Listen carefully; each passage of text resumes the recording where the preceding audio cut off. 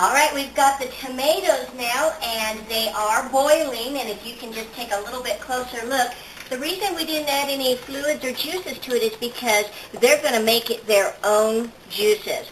Now what I'm going to do is, remember we had our onions and bell peppers and everything that we sauteed that we set aside. I'm actually going to now add those into the sauce.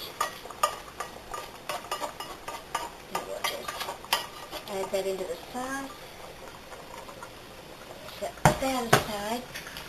Stir this sauce.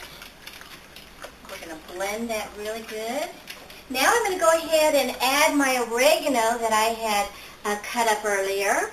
And that's probably going to be plenty of oregano. Now my thyme, David accidentally let my thyme get wet feet, so I'm having to use a little bit of dried thyme. I'm just going to sprinkle that in there. And then, remember I told you about our 2 bay leaves? I'm going to leave those whole, and you just stir them in. Now what I'm going to do now is, actually I'm not hitting the bottle.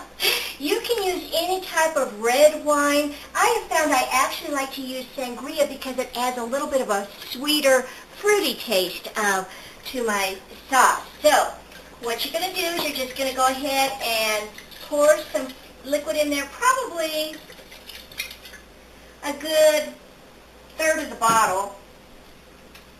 And then you're going to stir that. Now, this is where you have to have patience, because now is when the sauce has to cook down, and it'll take several hours to do that. And if you look at the consistency right now, it kind of looks like salsa, but you'll just have to just keep watching it and stirring it frequently. Now you'll want to go ahead and move it down to low, and just let that simmer all day long. Now there's a little secret to I don't serve it that night. I go ahead and put it in the refrigerator. The next day I go ahead and heat it up. That's also when, if I'm going to add mushrooms, I'll add mushrooms to it. If I want to add meatballs, or if I want to add sausage and hamburger to make it a meat sauce, I'll do that the next day. For this particular base pasta sauce, I don't add my mushrooms or my meat because I'm not sure if I'm going to make eggplant parmesan, spaghetti, or over pasta. I might use it as a pizza sauce. So I'm not sure what I'm going to use this for, so I don't add my mushrooms or my meat. And then I go ahead, if I don't use it right away, I go ahead and put it in smaller containers and I freeze it. And it freezes just perfect, and then you just take it out when you need it.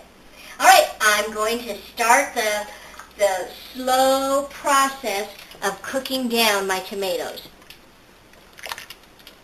Mmm.